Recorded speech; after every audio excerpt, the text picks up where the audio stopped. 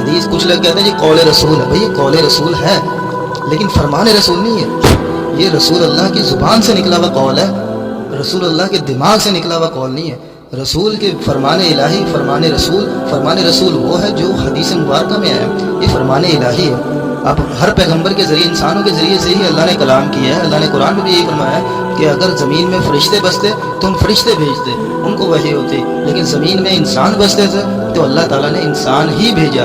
اور اگر ایک اور جگہ پہ اللہ تعالیٰ نے فرمایا اگر ہم کسی فرشتے کو بھی بھیجتے ہیں زمین پہ تو وہ بھی انسانی شکل میں ہی آتا, تب بھی ان کے لیے یہی شبہ باقی رہتا کہ جو یہ آپ کر رہے ہیں. اللہ تعالیٰ نے اگر لوگوں کی ہدایت کے لیے فرشتہ بھیجنا تھا تو اس کو بھی انسانی صفات اور انسانی معاملات کے ساتھ ہی بھیجنا تھا. ایسا نہیں تھا کہ اس کے لیے وہ ایک الگ پس منظر بھیجنا ہوتا.